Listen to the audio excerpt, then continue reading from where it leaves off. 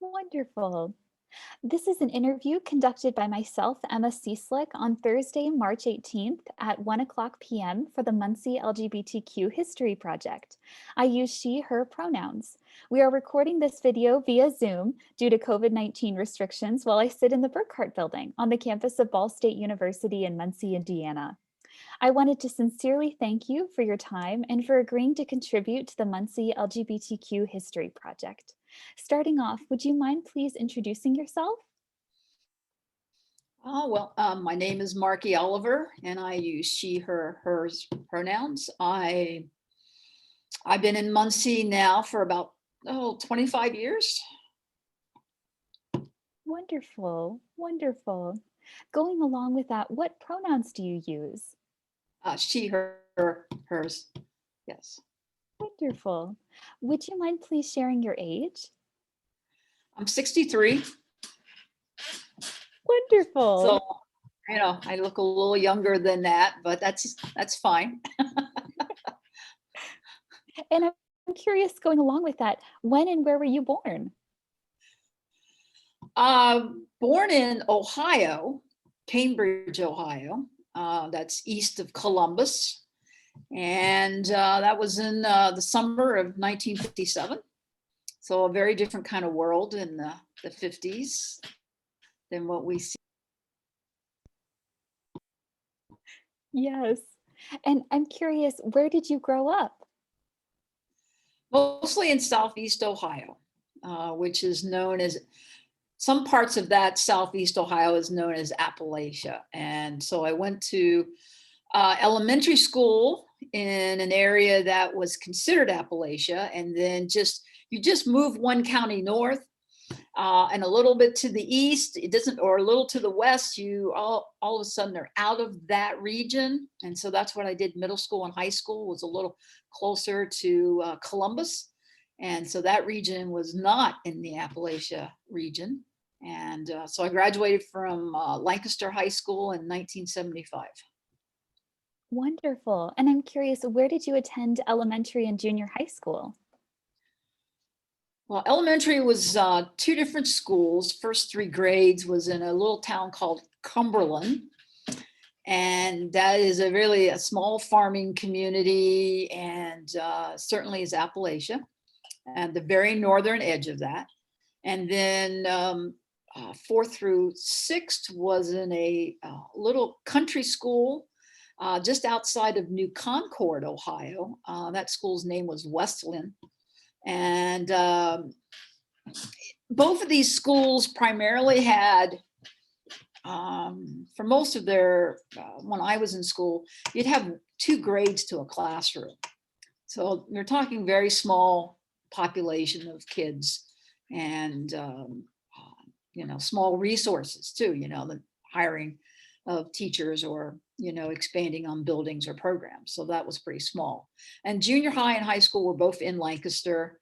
And like I said, that is just outside southeast of Columbus, Ohio. So it's nowadays, some people probably even think of that as an outer suburb because of how much growth there is in that area. But when I was there, it was definitely not part of that metro area, but it certainly has grown quite a bit over the years. Most definitely. And I'm curious, going along with that, would you mind sharing more about your family? I'm an only child.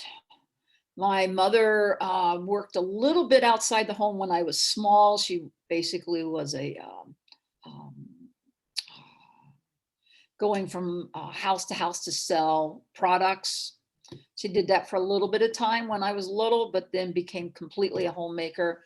My father was a truck driver for Roadway Express, so he traveled quite a bit. And, it was pretty basic, simple lifestyle, being an only child, got a lot of attention. And, we had pets, dogs mostly. And, I spent, I stayed through grade 6, pretty much what one would consider living in the country. And then when I went to junior high, it was in the town. And so it was a very different kind of, atmosphere and different kind of relationship to nature and to how close you were to things. And now you really could go to the store if you really needed one item. Where when I was elementary, you didn't do that. You would wait, and you go like once a week and that's it. And because we lived far out, we lived on a farm when I was first, second, and third grade. So, it was a different kind of lifestyle. Most definitely.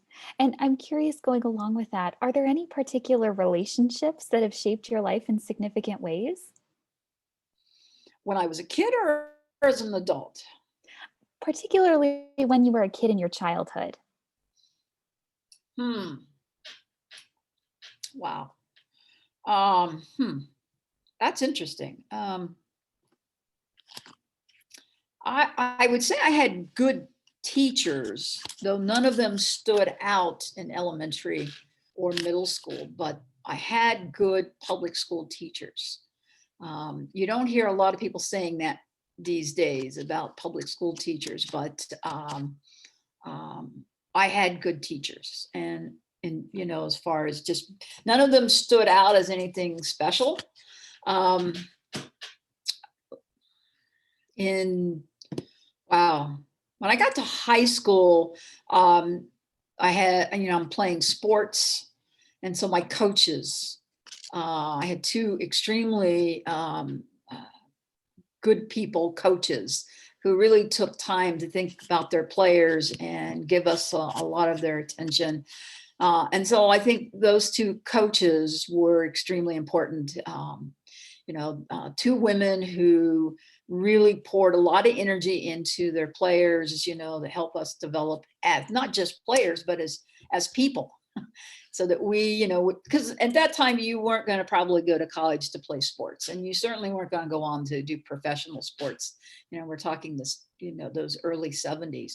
And so it was about becoming better people. And Yes. I do think they were important to me. And I'm curious, what were the names of the coaches?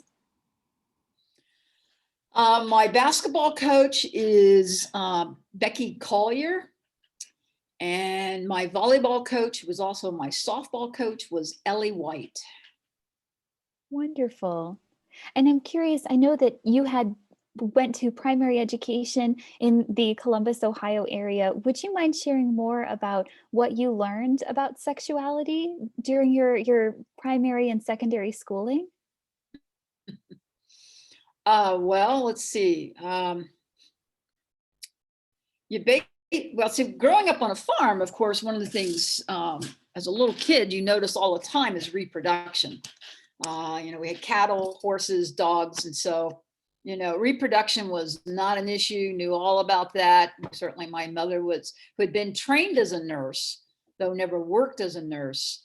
Certainly gave me my basic sex ed when I was small, because I was watching things happen. I'm watching puppies being born, and of course, being a kid, you ask all kinds of questions, and so she was very good about, let's talk about it now, because here it is. This is a good example of things. You live here on a farm, you see these kind of things.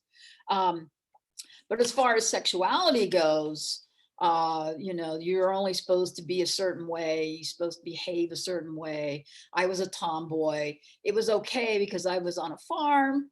It was the 50s and early 60s, and you're out in rural areas, and it's all about survival. And when you're an only child who has to be around other kids, you figure out ways to survive. And so being a tomboy actually helped me, because I got picked on a lot, but I quickly developed a couple of good relationships with some of the guys. And so what I learned was that sometimes I had to be like a guy and standing up for myself, and that meant throwing a couple punches here and there. Would make the day much better for me. And as long as no teacher saw it, of course. But, because nobody was going to go tell a teacher that a girl hit them in the nose and now they have a bloody nose. That Yes. just wasn't going to happen. And it was also a time when you didn't go to teachers for that. it wasn't that you didn't trust them. You just, everybody took care of themselves. There was a real, that farming community is about, we take care of our own and we don't necessarily need the help of everybody else. And so you really did, keep that kind of close to your vest. You didn't really share a lot of that. And especially if a girl hit you, I mean, really, that just didn't go over very well. But, as I was growing up, of course, in elementary school, yes, I was, being a tomboy was just who I was, and that's how I survived. But I also knew I was different, but I didn't know what that was. I didn't have the language for that. Never kind of could figure that out. I just knew things weren't the way way other people were talking about things, or how it was being expressed to me. I attended Sunday school when I was in, first grade at age 6, and it was a non-topic. You really didn't talk about sex or sexuality, but yet on Father's Day and Mother's Day, it's very clear how people thought about gender roles. But mixed in that with a small rural community is that sometimes roles get crossed, because you have to, if your family's going to survive. Women do not act all prissy and wear clean, fancy clothes and sit at home while the men went and did the work on the farm. It was a whole family enterprise. Everybody got up and worked. And everybody, of course, had jobs based on your skill abilities. And being a small child, I didn't necessarily have that expectation about what I could do or what I shouldn't do. And so what I often did was I had a wagon, a little red wagon that a little flyer thing, and so I would often be the one that would be taking lemonade and water out to the field for my dad and whoever he had hired to come and help with, say, baling hay. And then there were days on Sundays, especially, when he didn't have any help and rain's coming like it is today, and you got to get the hay up. I would, as a 6-year-old, be in the tractor seat driving the tractor.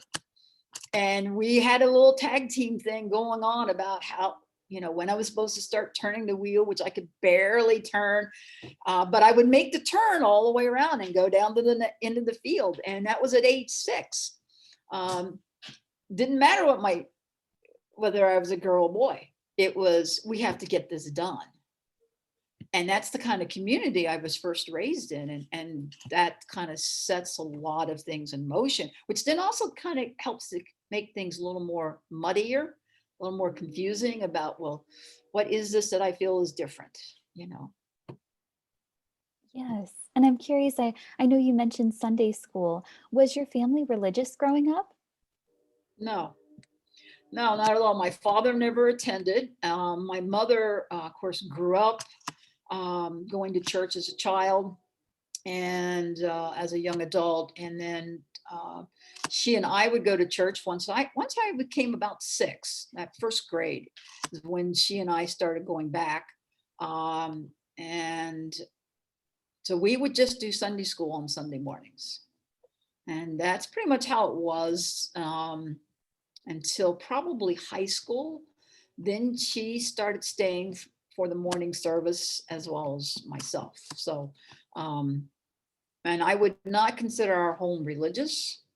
But again, in a rural community, church for a lot of people was the one organization you were a part of. If you were part of the community, the parent teacher association and a local congregation, or a hunting club. And that's, that was just, you didn't have the Rotary, or you didn't have the YMCA, and you didn't have those kinds of other activities, no political groups or anything like, you just don't have that. And in rural Ohio, that's Appalachia. You're like 2 counties away from the Ohio River, and that's very Appalachia. And so it's a very different world than even Iowa or Nebraska would be. Yes. So, yeah. So no, And we were not religious until, yeah, we weren't religious until I became religious, late high school, into my junior year. So that was a very, wasn't a lot of that in the home, other than, your good Christian people, whatever that meant, usually meant ethics and religious holidays. And I'm curious, I know you mentioned that you became more religious later in high school. Would you mind explaining how that came about? Well, I finally, after going to youth group for years and years and years and church for years, um, and then started kind of spending high school searching for things, which is, a very typical thing to do when you get to high school, or maybe as late as college. You begin to explore and ask questions that are much more philosophical and, the bigger questions. And in the 70s, when I was in high school, we were in Vietnam, and a large drug culture here, and a very very confusing and chaotic time politically and culturally.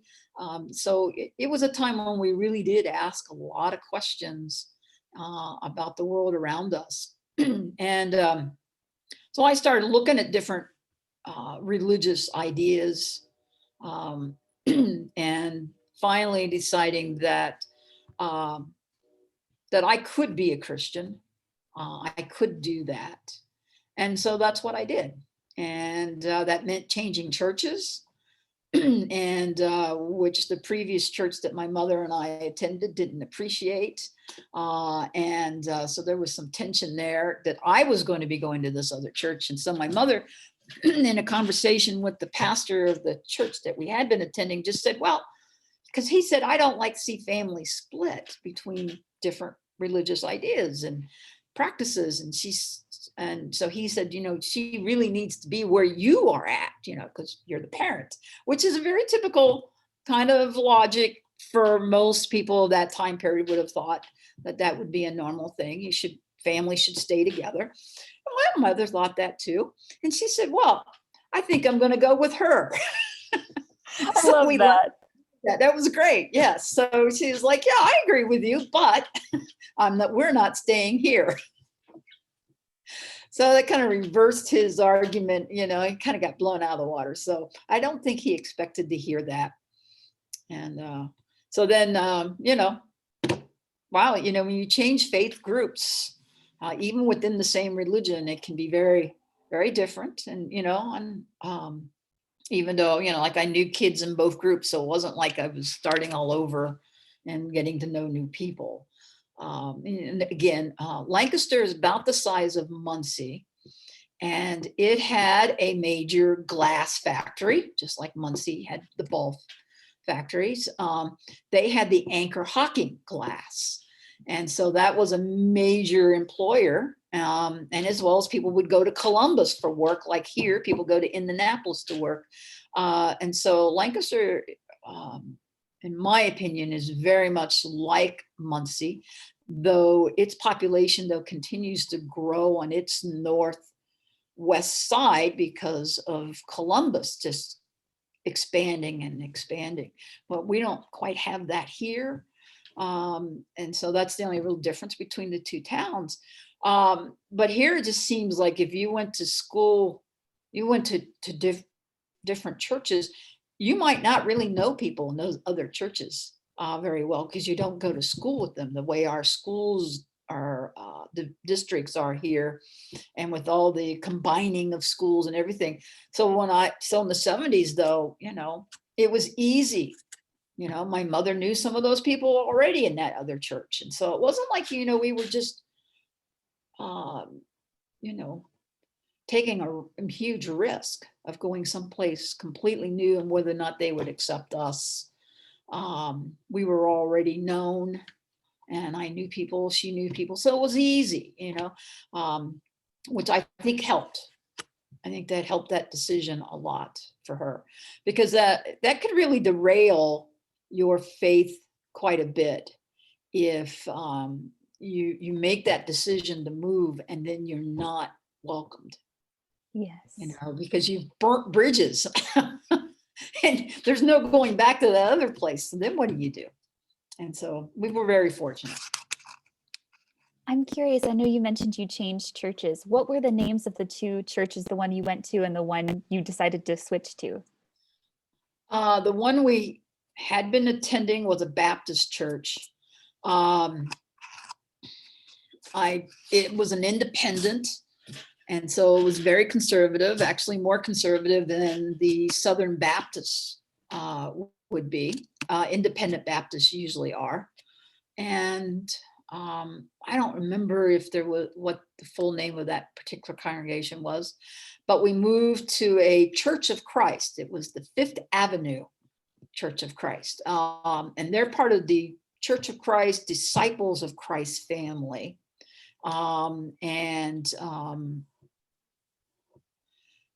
They have become more liberal over the last 30 years or so, with a lot of conflict and changes and a lot of sandpaper rubbing places and making some changes in their own views on things. But it was conservative. It was the 70s. There really wasn't very many progressive congregations around at that time.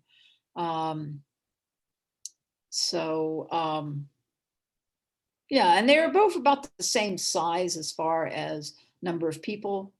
I think the Church of Christ youth group, though, as I remember, we were pretty active, and probably overall we were probably more active in doing things than the Baptist church was. And so I'm grateful for that there was plenty of activity and a chance to ask questions, and because it was a new denomination to me, and so I could ask a lot of questions and get away with it because I could say, well, I'm new, I want to learn things, when in fact I already had my own opinions pretty well formed, and I just wanted to see if we were matching up, but I at least had cover for a while. And I'm curious, going along with that, I know you've worked with Grace Village and different organizations in Muncie. How did you come to the Muncie area from Ohio? Well, after leaving the Southeast Ohio area, I did some schooling post high school there. I went up to Northeast Ohio to finish school. And at the university that I had graduated from, Ashland, I also was able to get a part-time job there as an adjunct faculty and after graduate school. And it was there that I met my current spouse, and that was the early 90s. And so because she has a doctorate and I only had a couple master's degrees, and which was going to make it a little bit harder for me to find a teaching job, but she was going to just fly through. That was not going to be a problem. We decided that I would be the trailing partner. And so we went from Ohio to here for 1 year. I was only here for half a year because of my teaching schedule. And she was here as an adjunct. And so and she got a tenure line position in Massachusetts. So then we go to Massachusetts for 3 years and decided that that was really not the place to go. And because she had a good experience here at Ball State, and that during that third year that we were there, they had a tenure line position open up here in her area. She's in the School of Music. So they really wanted her. And so she applied, and long story short, she got the job. So we came back here in 96. So that's how I got to Muncie. And then from there, it's just been, kind of crazy going from one place to the other in this town. But yeah, so it was basically because I'm the trailing spouse. We were married in 2013, and we went to New York State for that because we had a lot of friends and family, and it was sort of it was easy to do. So that's what we did. So we're looking at Muncie as home, so that's 25 years, and we hope to spend, at least another 10 to 15 years here before we retire and move to somewhere else. If we move, Muncie actually is a pretty good place to live. Most definitely. And that was actually one of my questions on the list was, would you mind sharing more about your marriage story? Marriage story. Oh, wow. I'm not sure what you want to know. For a long time, we were not going to do that. It just didn't seem that was what we were interested in. And even once some of the states started to legalize same-sex marriage, we really weren't sure, maybe not. But when the IRS decided that they would to recognize us as an actual couple, it was like, well, okay, let's go do this then.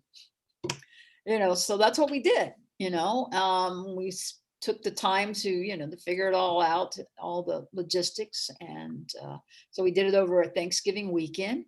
We went to Ithaca, New York. We have friends there.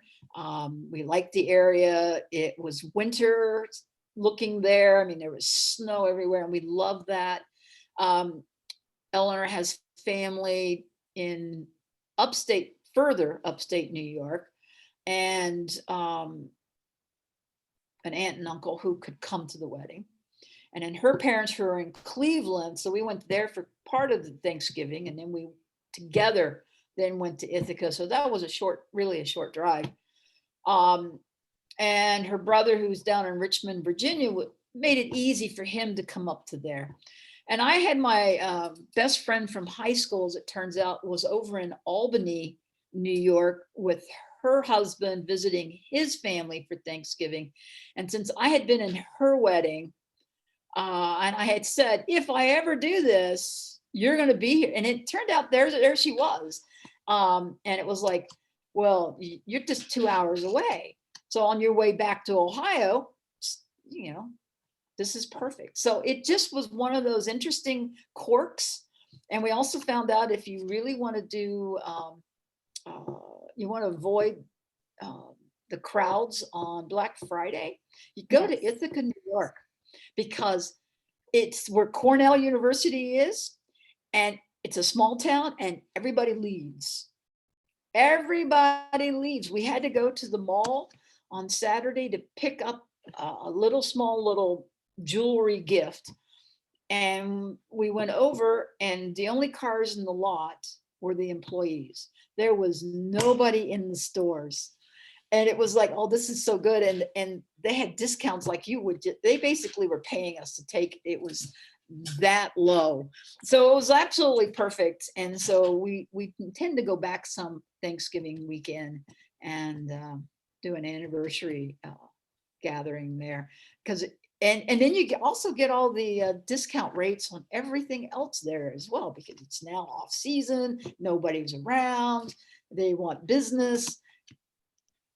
It worked out really well. And we also made it very clear that we weren't telling people here in Muncie, because we were going to get married somewhere else, and we didn't want anybody to get mad, and so we didn't tell anybody, so that everybody would be upset once they found out, instead of just a few people knowing and not knowing. We didn't want any of that. There was a couple here who were going to be in Syracuse visiting family, and we did tell them, because we wanted them to come, because we had them sort of represent our friends here.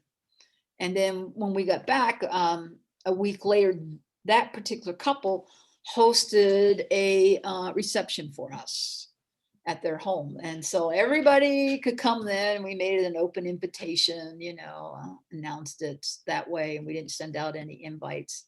So it ended up being a really inexpensive wedding, and it really can be done really, really cheap and have a really good time, and have something to remember as a really, really good day. No stress, and not worrying about how much this is costing, and that kind of thing. So I think that's what you wanted. It was just an odd thing trying to keep it quiet from people here. because we had to go to New York to get the license. So we had to come up with a reason why we were not going to be in town for a couple of days in October. And we worked that out because Eleanor's birthday is in October. And so we said, we're going to go spend Eleanor's birthday in Cleveland with her parents. Well, we did stop there and we did spend it there. But then we also went on to Jamestown and got the license and came back. And we told the truth. We just didn't tell all the details, you know, of all the travels. And so. And I'm curious, are you and Eleanor part of a congregation or a church in Muncie? Yes, we are members of the Unitarian Universalist Church.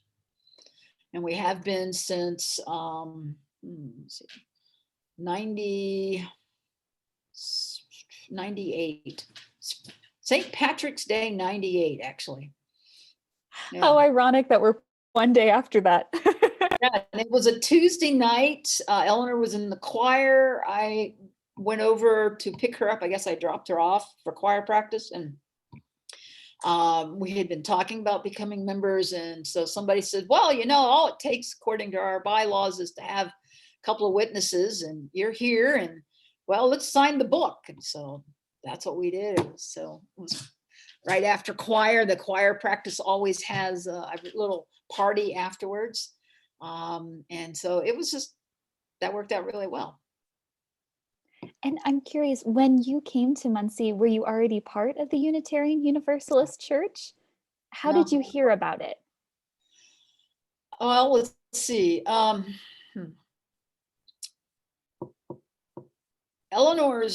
of Eleanor's friends, I think, let's see, I think there's two people here.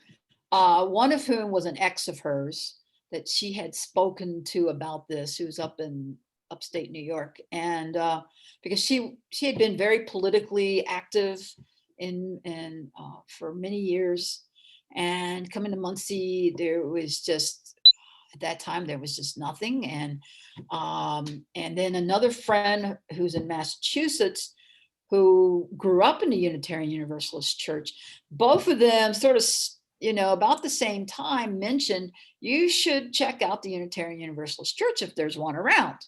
And we're probably, you know, we're thinking this is Muncie. We probably have to go to Indianapolis because that's where everything was. And again, this is the 90s. And so actually a lot of things have changed in Muncie since the 90s even. And, but lo and behold, when we did some searching, we found it was right here, right up the road from where we live. You know, we're like a 5-minute drive from the church. And so we went on, let's see, well, I should say Eleanor is the one that did all this. I was not privileged to know that this was going on in her head. I was thinking that I was probably going to be going down to Indianapolis to go somewhere. And the week before Palm Sunday, she asked me if I would go to church with her, which would have been on Palm Sunday. And I'm like, an atheist wants to go to a church on Palm Sunday. I have to go see this. And I knew very little about the Unitarian Universalist Church. And I said, okay, we'll go. And well, we've been there ever since. Now, over the last 15 years, I have found at times that the UU Church was not always meeting my needs. And so, and I was also the youth director until 2013. And on a Sunday morning, when, even if it's a Sunday that I am not scheduled to teach a Sunday school class, or I'm not on duty, it didn't matter because people were going to come talk to you about something. They're going to ask you about this, or can you do that? And I just really felt like I needed some time. So I knew that the Episcopal Church in Muncie had an 8 a.m. morning service. So I started going there. What was interesting is that their youth director, whenever he needed the Sunday just to get away, because he'd been trained, he went and worked in UU churches in the past. he would come to the UU church. He would go to the 8 o'clock service at the Episcopal church, and it was like, all's good, if he needed, or if he just took the day off completely. And then he would show up at the 10:45 at the UU church. And it was just kind of interesting that he and I would do that back and forth. And it was through knowing people there at Grace, and knowing particularly the guy who was running the campus ministry at the time, that I got to know really well. And when my youth program expanded to include college, I went to this guy and asked, can I use your facility? And how much would it cost me?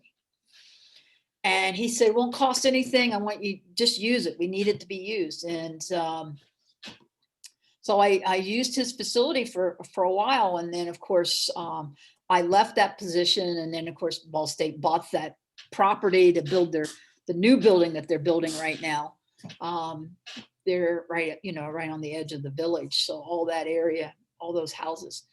And it was during the time that I was at that building, when our group was meeting there, that Robert Abner came along. And so he just, he stepped into that position, and I got to know him, and he was real happy that I was using the facility. Yes, keep using it. And then, but when he lost his building, then First Presbyterian offered him space. And so he moved over there, which is even closer actually to campus. And I was working with an organization in town that dealt with food insecurity, and that organization was ending. And I knew that nobody was doing anything for college students. And so I went to Robert and said, you got the best location in town, and location is the key to any successful endeavor. So how about we do something? And so that's how I've gotten to know Robert really well. We do Wildcard Cafe every Wednesday morning. And so over the years, like I said, I would go to Grace some, and then they stopped having the 8 o'clock and went to a 9:30 service. And so instead of having 2 services on Sundays, they just have that one now. And so I would go some and then try to make it over to the UU church. And it was kind of, something was always either late on one end or late on the other end. And so the last year or two, I have occasionally shown up at Robert's church, Lutheran Church of the Cross. And then, of course, COVID comes along. And what's been nice about COVID is I can visit a lot of churches online, and both when they're live or on video, seeing the video later. And so that has been really nice. But I generally, like right now, we're doing a Lent Bible study and a book study group that the Episcopals and the Lutherans have together, and they've included a couple Presbyterian churches and a Methodist church. And so they're all gathering together on Wednesday nights for this, this Zoom thing. And that is, one of the things that's really been very helpful to be able to do that kind of thing. And so COVID has actually been very good. I know there's a lot of religious people who are really complaining about it, but I think they're not seeing what opportunities there are. And on these Wednesday nights, when we go into breakout groups, one of the things everybody's asked to do is introduce yourself and what church do you go to? And, when they get to me and I said, well, I'm a member of the UU church. I attend a Grace Episcopal a lot, and I do a little bit at Lutheran Church of the Cross, partly because of Grace Village, the campus ministry. So they all connect. They all have a purpose in my life. They all feel a need. Eleanor is very, very focused only on the UUs. And so she will visit one of those, either Lutheran Church Cross or the Episcopal Church, maybe once a year. But for her, that's the UU church is her home. And it basically is mine too. Though I do get my needs met through these other religious communities, which is really helpful. That's wonderful. And I was curious, I know you mentioned the previous youth minister at Grace Episcopal. What was Mhm. his name? Derek Parker. He's a Quaker, actually. Wonderful.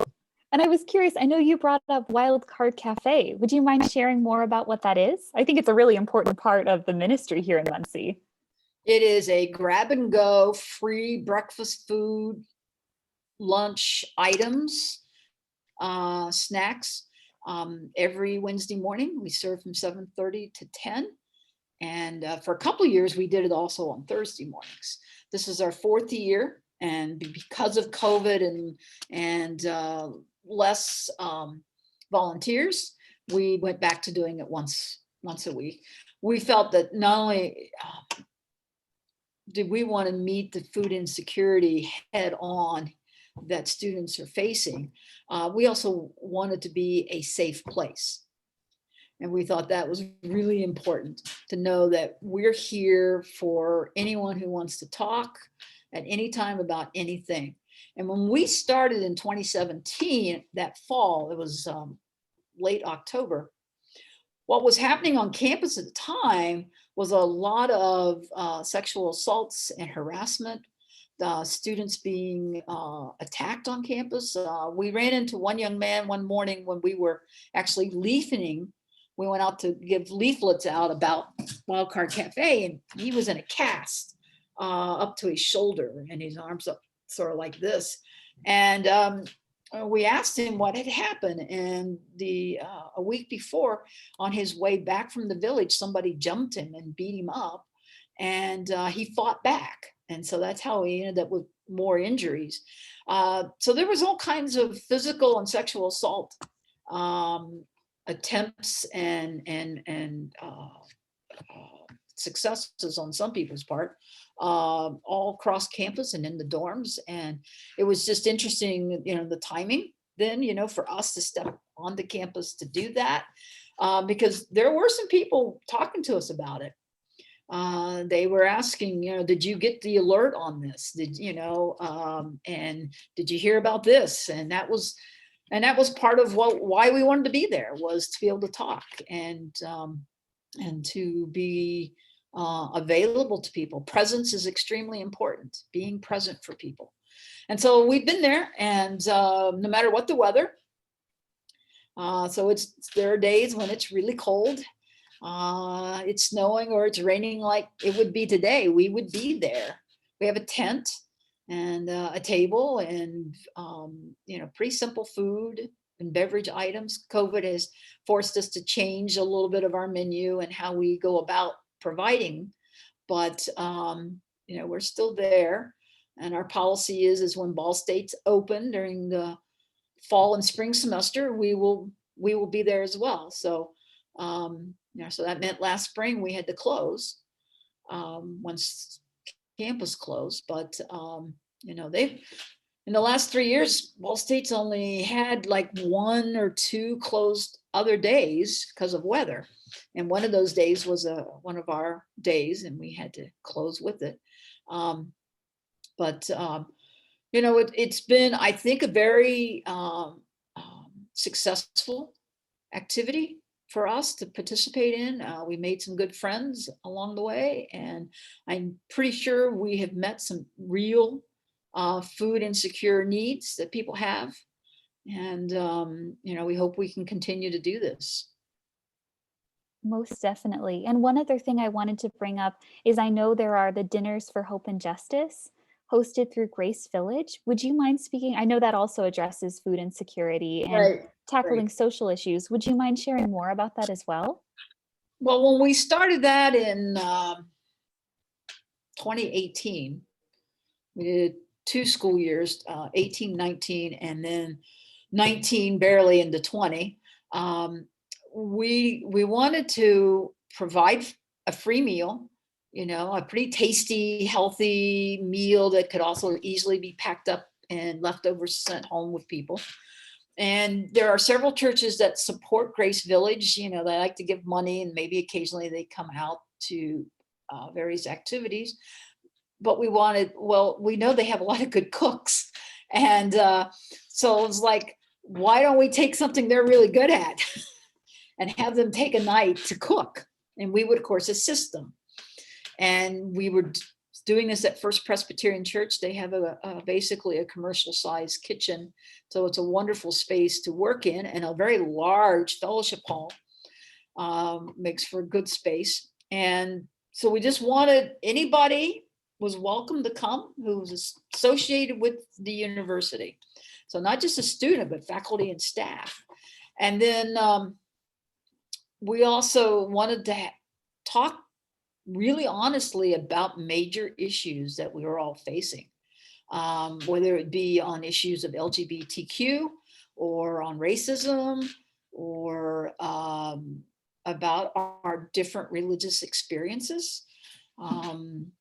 Because on campus, you have a wide range of type of campus ministries, but there are also people who come here with different religious ideas, and some of them, there is no group to meet with, or they sometimes are harassed. And it was like, no, we need a safe place, and we can all grow from one another, and we need to be welcomed.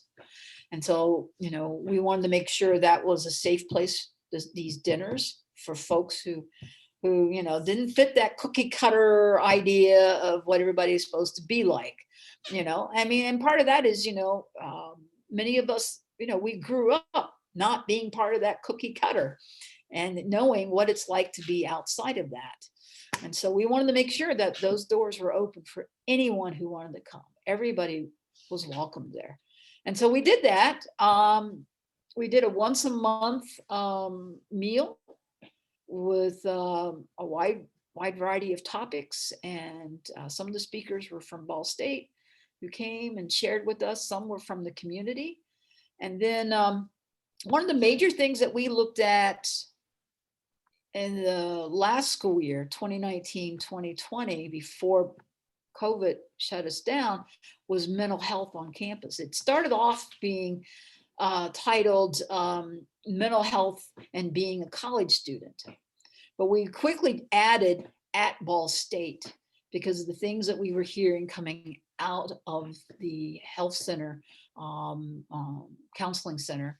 And we just said, we have to address this head on.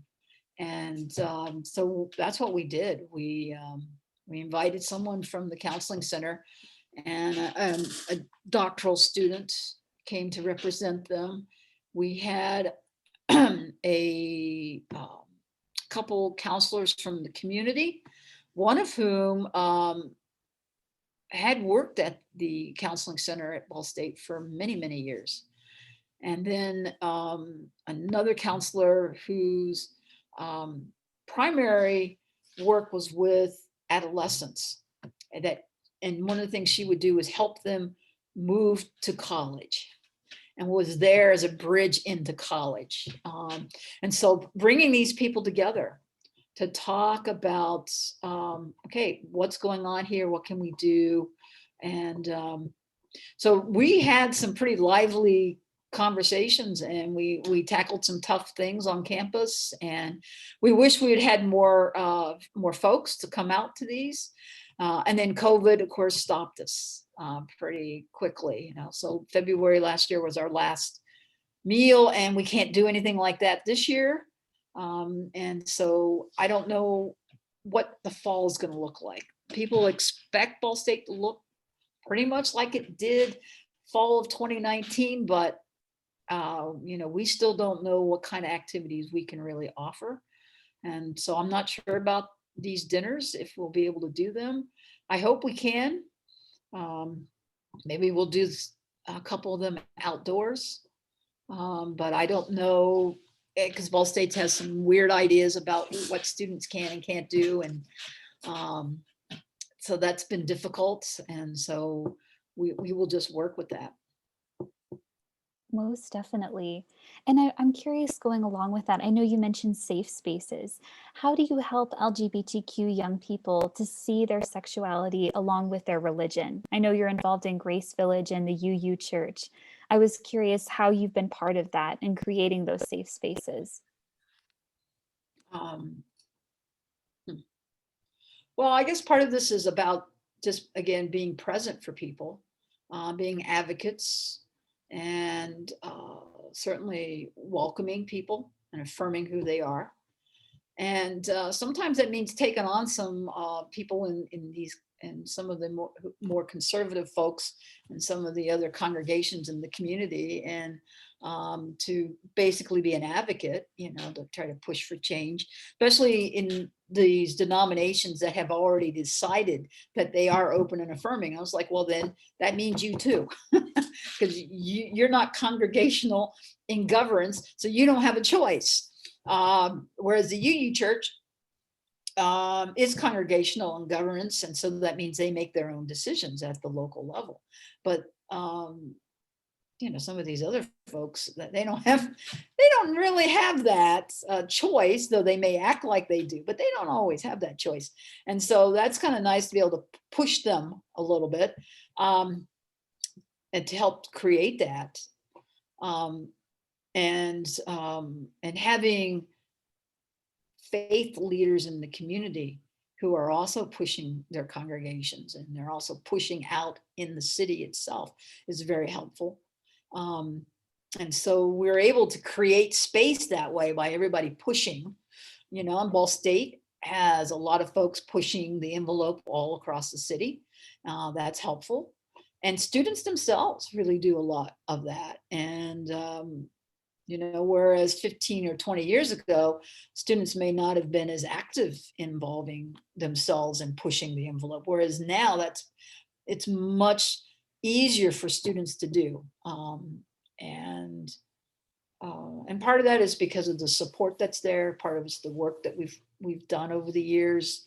And so, I guess we're taking advantage of some of the work that's been done, and expanding that.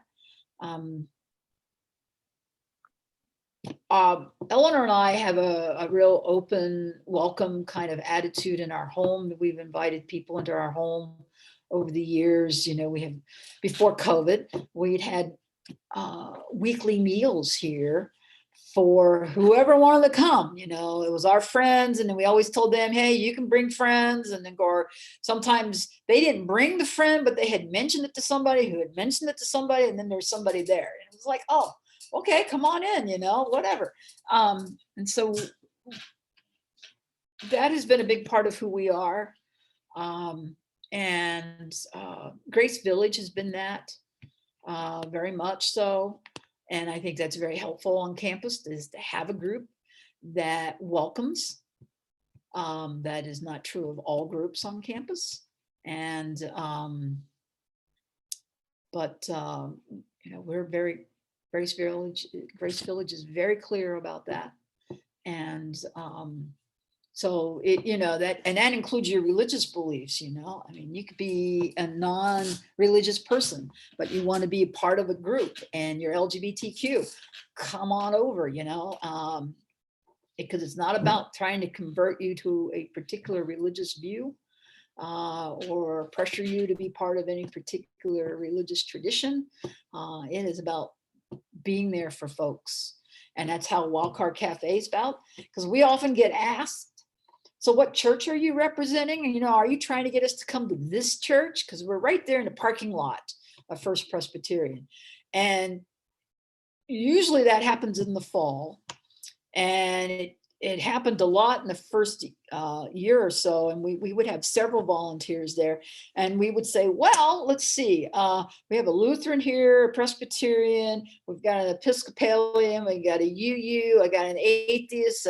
I've got a pagan. I got a Buddhist. So what would you like which one would you like to know more about? And now I have a Methodist. So it's like, we're ecumenical and open and interfaith at the same time. And, that kind of openness and welcome, if you have that example, it doesn't stay there, right? It flows out. And if you have a good experience with that, that's what you take with you to the next place. That's what I've experienced. Not when I was growing up, not when I was in college. I had to be in the closet in college. I would have been booted out of my fellowship and out of my church if campus ministry. I would have lost all that, those groups of people. And it wasn't until after I finished graduating from seminary that I was able to come out, because I could have been kicked out.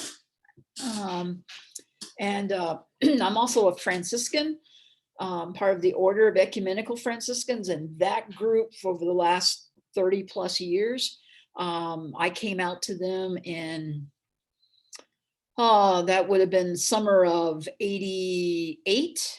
I joined basically the previous year, and I came out and I was welcomed and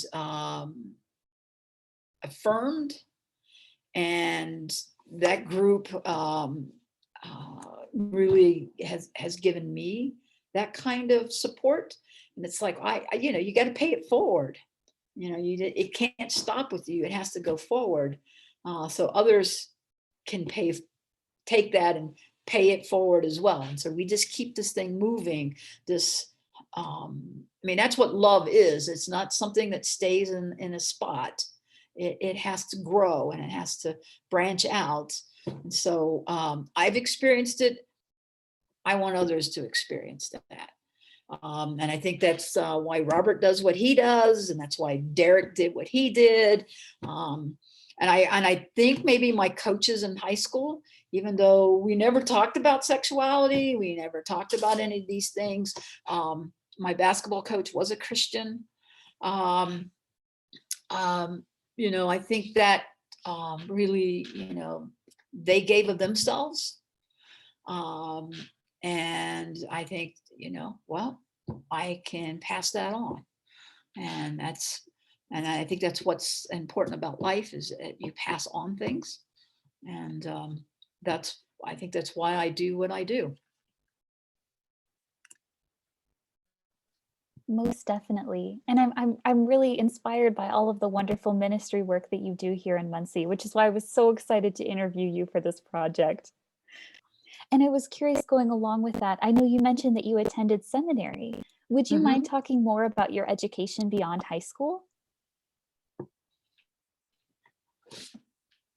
Okay. I went first to a technical college.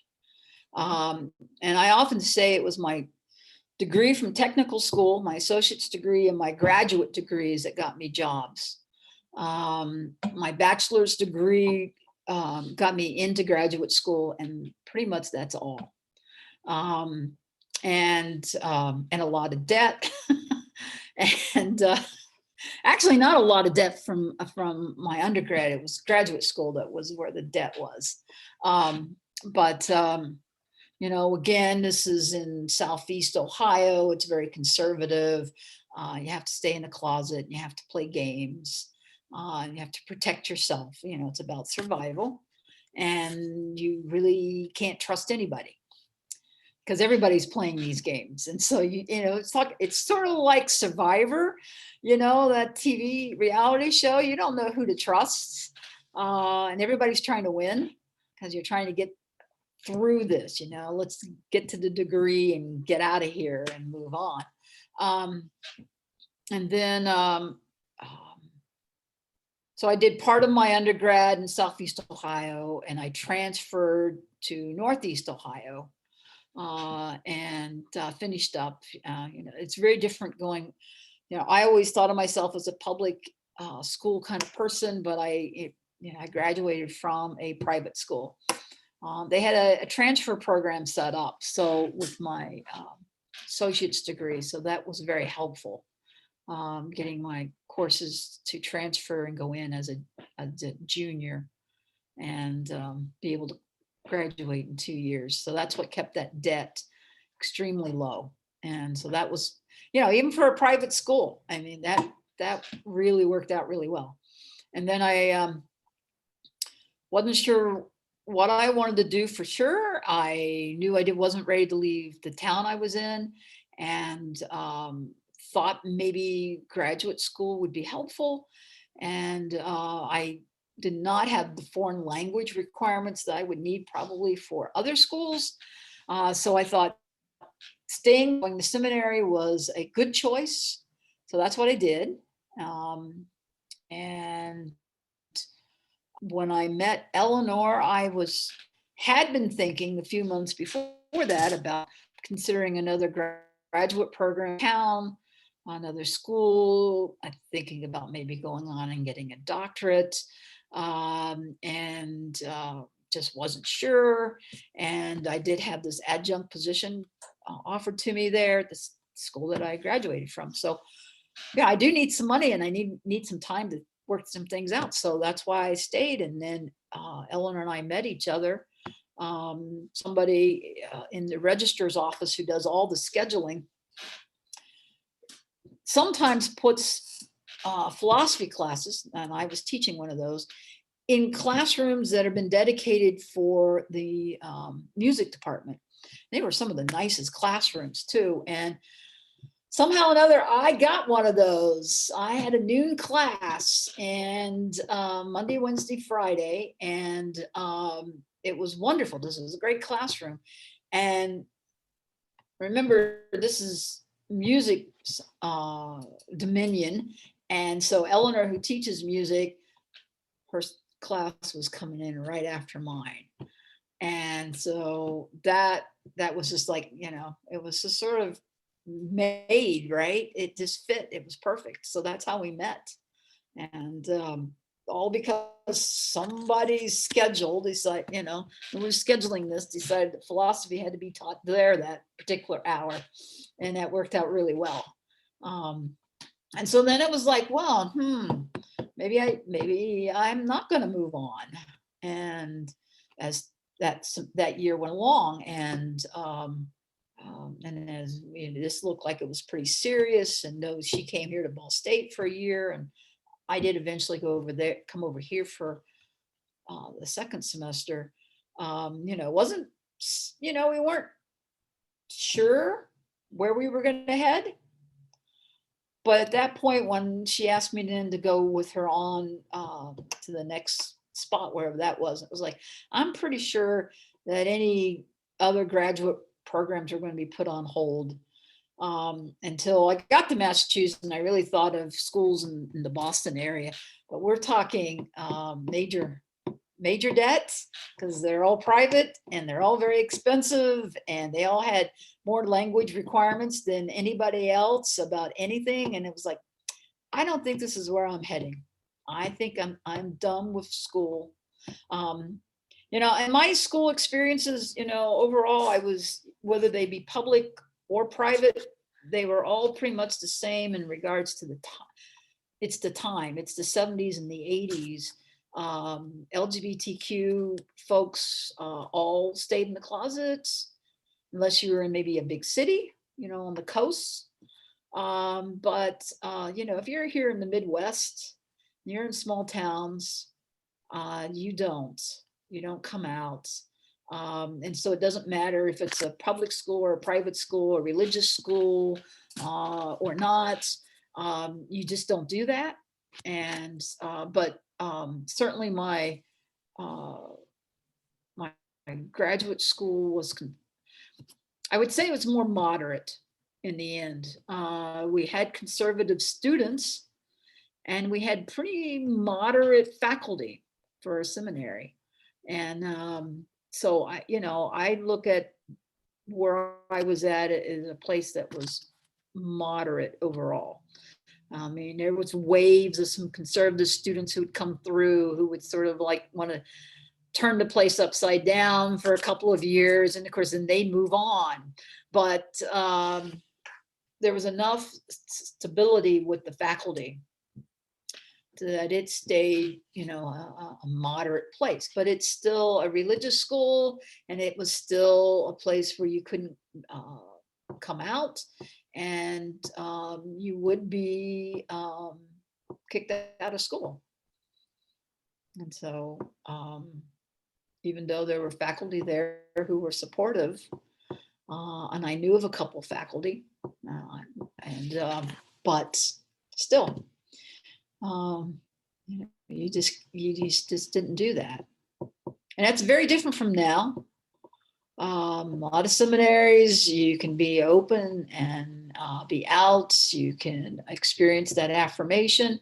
And then there are still seminaries and religious undergraduate programs where no, absolutely not. You don't even bother even applying to those schools because you have choices. You have other opportunities where that wasn't always the case in the past.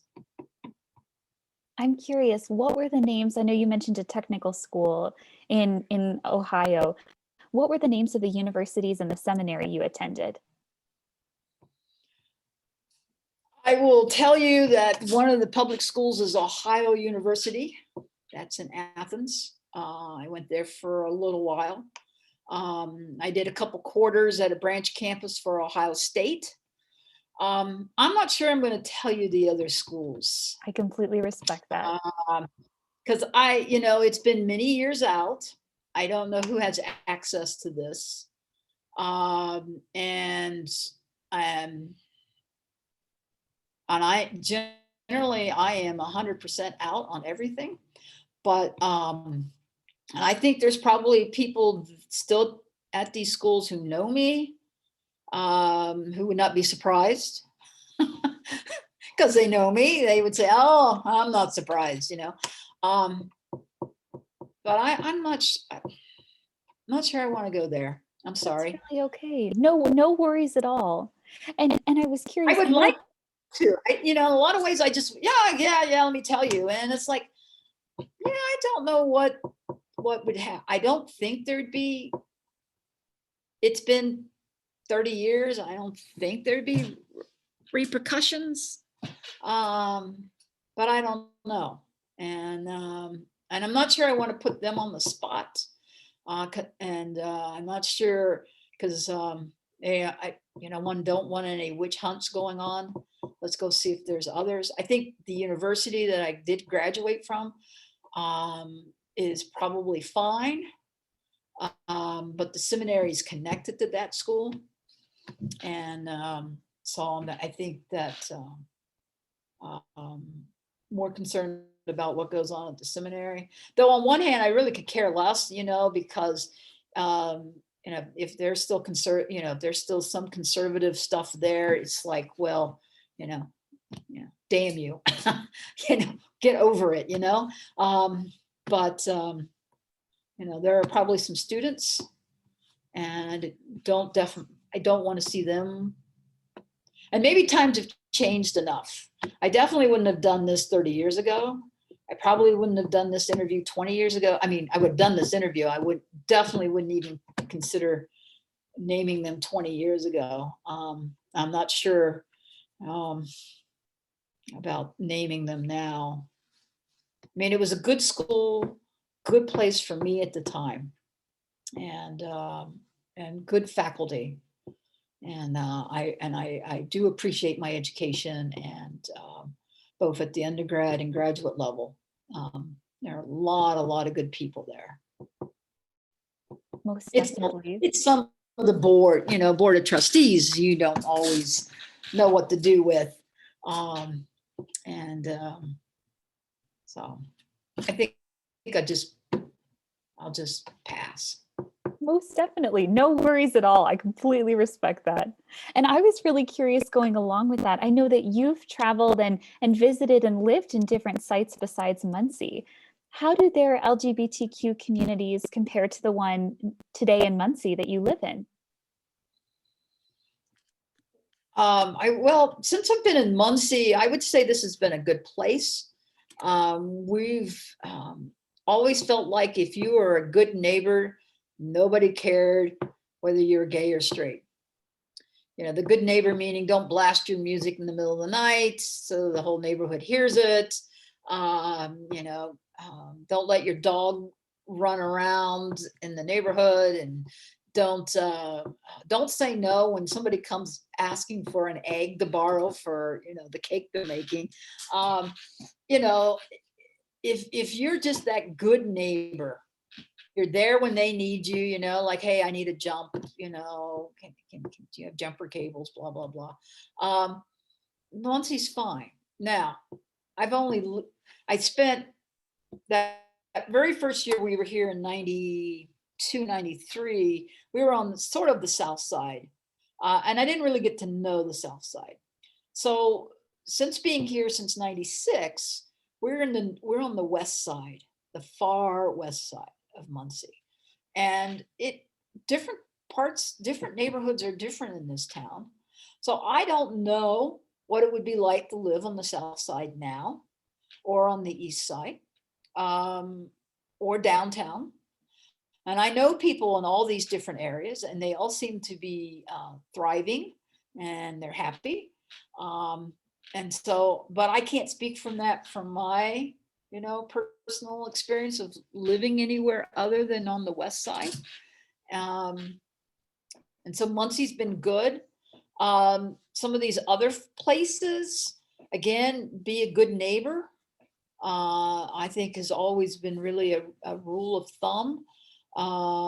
When we were in Massachusetts, if you're in certain parts of the state, that was good. If you're in other parts of the state, it wasn't so much being part of the LGBTQ community as much as it was, well, you're part of a university and we don't like that. Or you are too politically liberal. And you're too willing to stand up to the police. Then you run into different kinds of problems.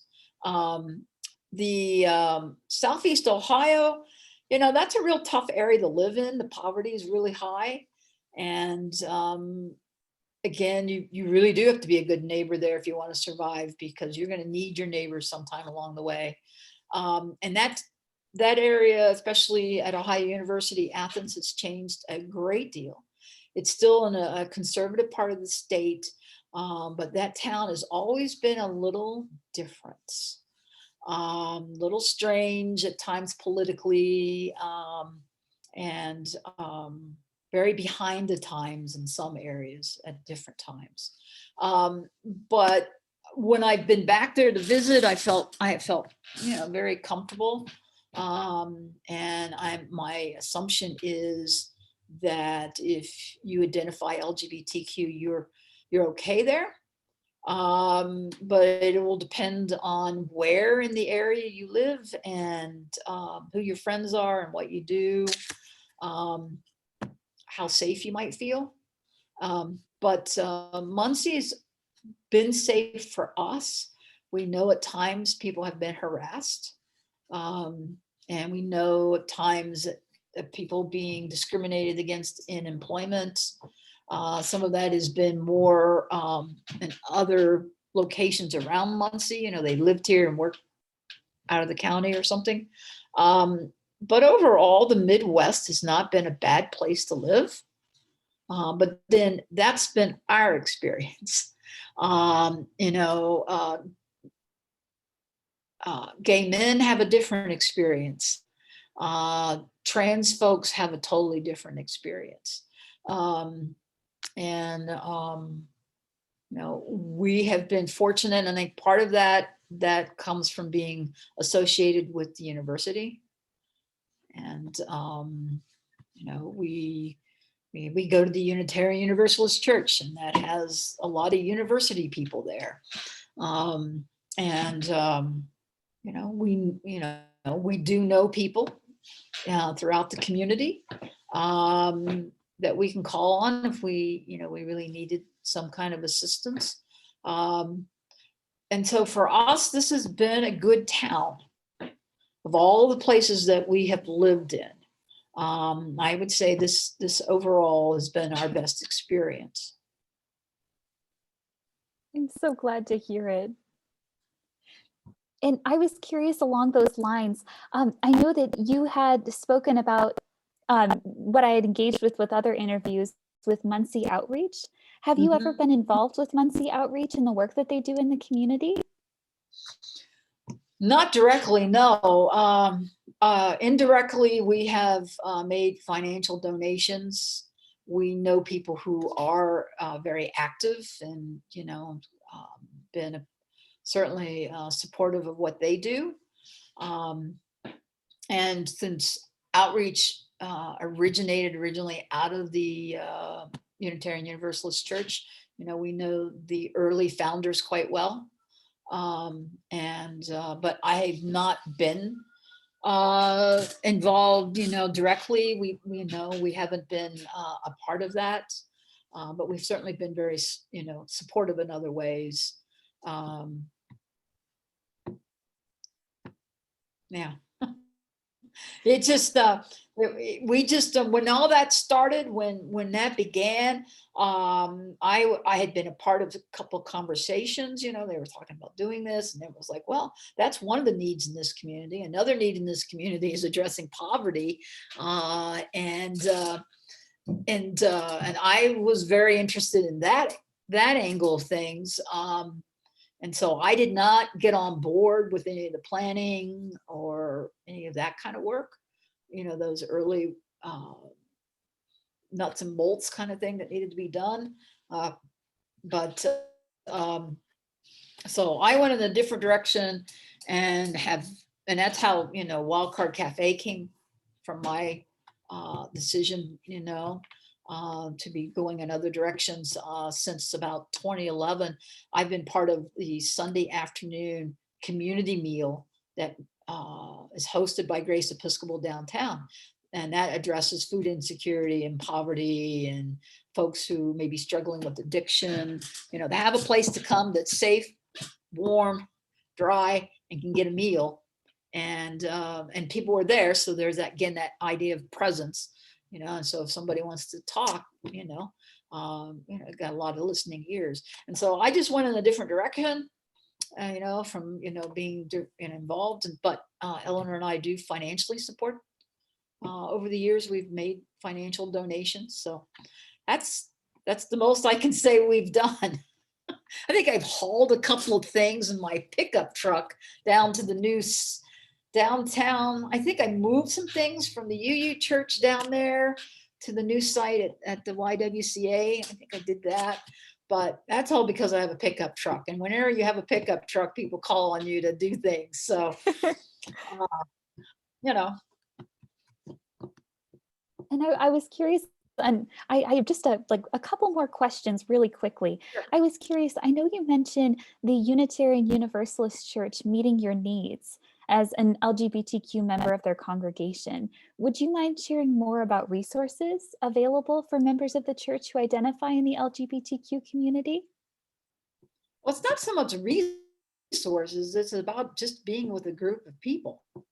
Yes. And being and having a place to go, particularly if you're looking for spiritual support, and knowing that you can go to a congregation on a Sunday morning and you're welcomed.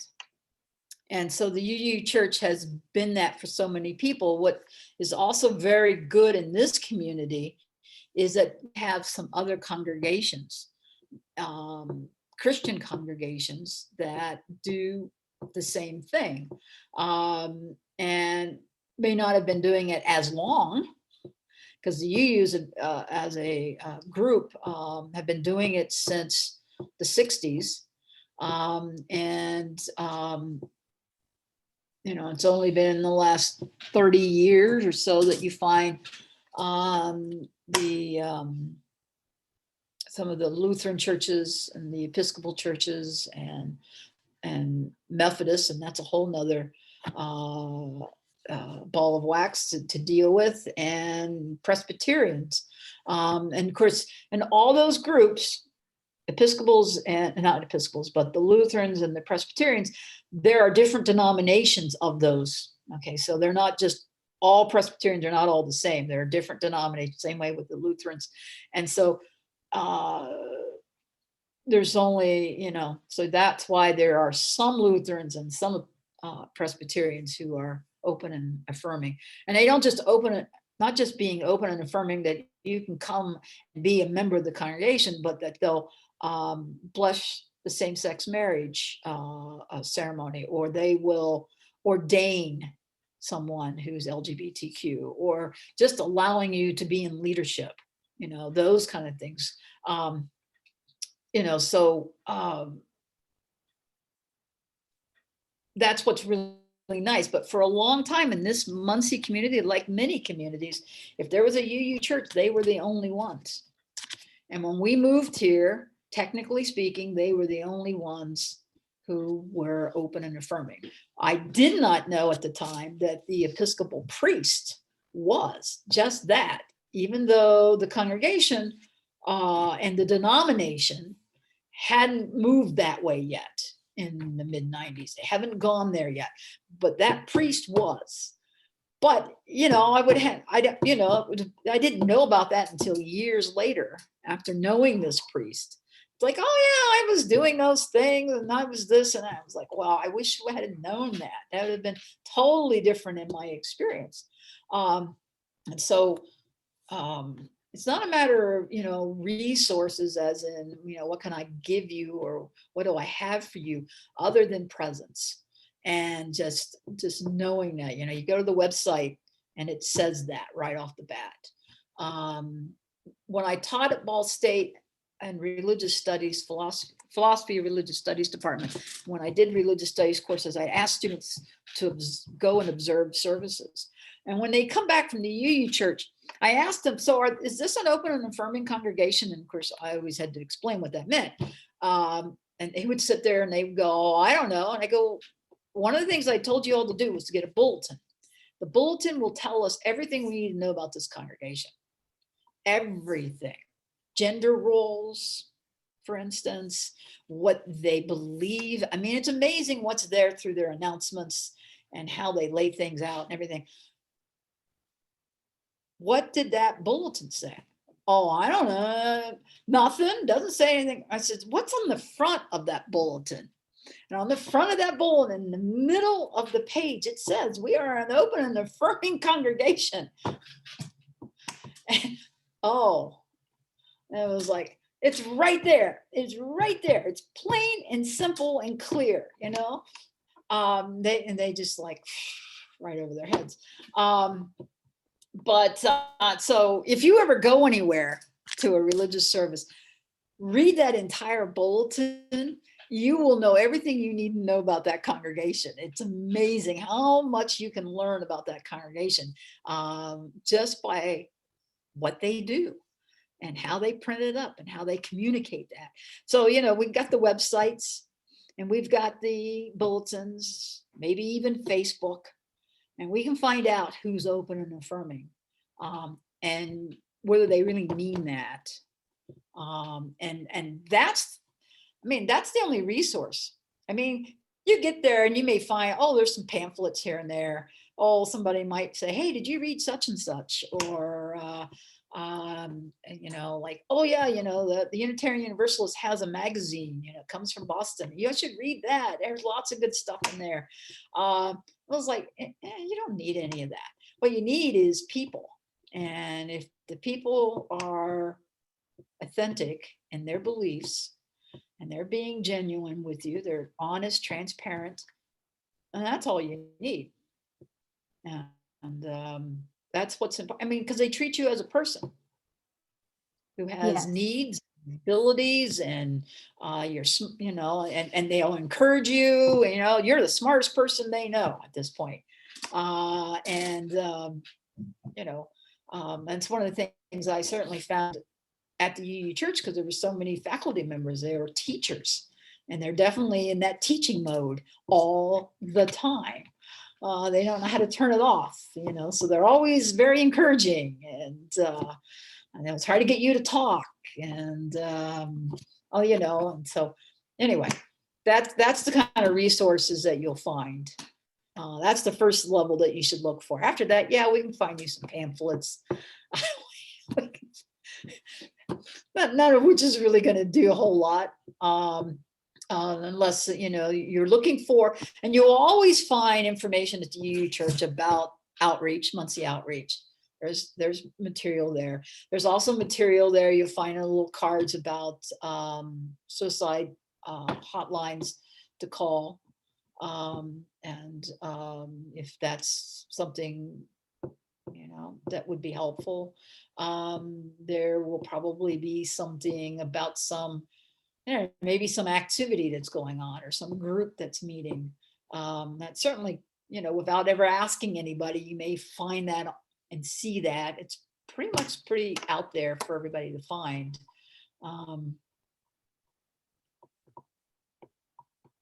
Most definitely. And as one of my last questions, I was curious, I know you've been in the Muncie area for a considerable period of time. How have you seen the visibility of the LGBTQ community change over time? Has it increased or decreased or changed in any way? Well, when you add Muncie outreach, that's something that has expanded possibilities. And there's been lots of talk and work towards some type of, summer pride activities, or fall or spring even. And at Ball State, there's been some, certainly Spectrum has done a lot of good work and a lot of good activities. I mean, Spectrum has, in the past, they would have some of the largest attended events on campus. And that says a lot for, the goodwill that they have worked and developed with the campus community. I think having the success of business like Queer Chocolatier definitely has made a difference.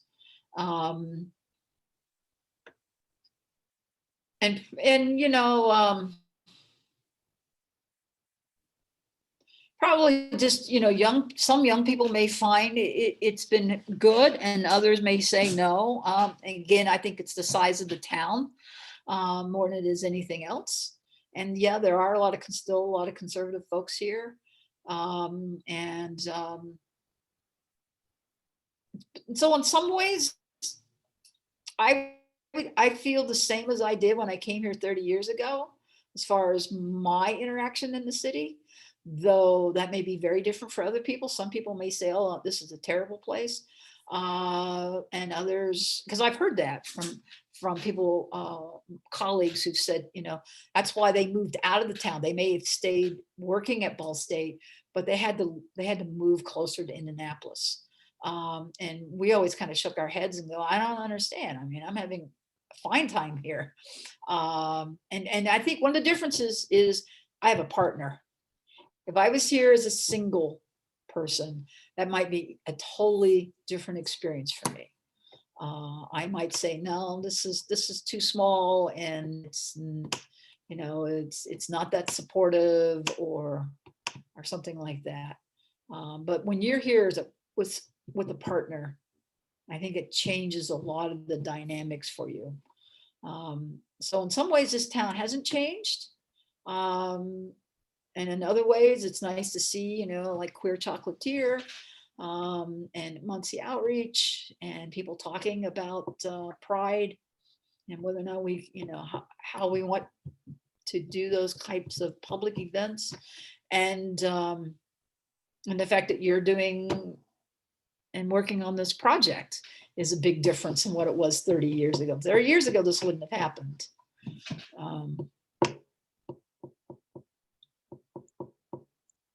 Wonderful. And I was curious to ask, I know you brought up Pride. Were there any plans for a Pride in 2020 in Muncie? I think there was, but I'm not sure. I know there was a lot of conversation around some possibilities, but I'm not sure if there were issues, I think, around, timing and permits and who was involved and who was this and who was that. And I mean, I've heard some things, but I don't know if that was for 19 or for 20. And of course, 20 just doesn't happen, so I don't know I was not part of I wasn't part of that planning or in that kind of conversations. I just knew that there were rumblings and there was talk, but I'm not in enough in the in group to be a part of that kind of thing. But I imagine other people might know more about that, like Morgan, who's the owner of Queer Chocolatier. probably has one of the best ears to the ground in this town. And she may be able to really enlighten you on things of that nature. Most definitely. And I was curious, in bringing the interview to a close, is there anything that we haven't covered yet that you'd like to discuss? Hmm. No, I think that's about it. Yeah, I think this has been a good conversation. I wasn't sure where we were going to go, what you were interested in knowing. Muncie's been a good town. And no, Ball State always hasn't been a good employer. Everybody has rumblings and grumbles about their employer. That's just a natural thing. The town itself, I mean, we've had political issues with this town, but that's a wave that comes and goes across the country, different times. That's to be expected, so that's going to happen. But as far as the experience of living here, we have good friends. We have places to go and things to do, and when this whole pandemic is over, some of those things we'll get back to. And but it just generally has been a good experience here. It certainly has made us better people, and I hope I've done something good for others in the community. And that whole idea of paying things forward. And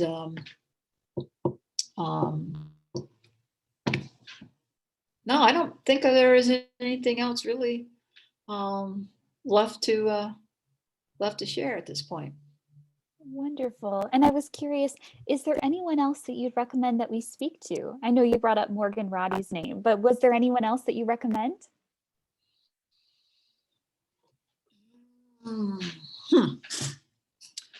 Well, let's see. Depends on what you're looking for. What kind of stories that you're looking for? What type? The different people fit different angles of things. Wow. Well, some of the the faith leaders in town are certainly people to consider. There's some faculty at Ball State who would, especially some who've been here a long time, can certainly give you a lot of history on from their experiences. Yeah, Morgan is Morgan hasn't been here that long, but Morgan has packed in so much in these few years of being here, and really worked hard at making Queer Chocolatier a very safe place. And I think that is extremely important.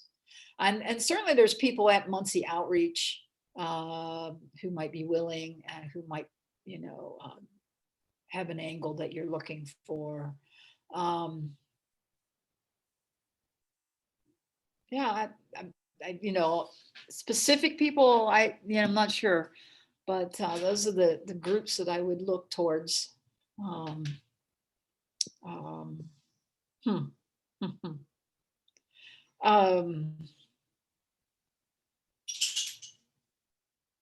The new priest at Grace Episcopal might be somebody. I mean, he is really new. He came here in July in the middle of a pandemic. But that would be a totally different kind of an interview and experience, certainly. But he would be an interesting person down the road, I think. What is his name? Paul Jacobson. Wonderful.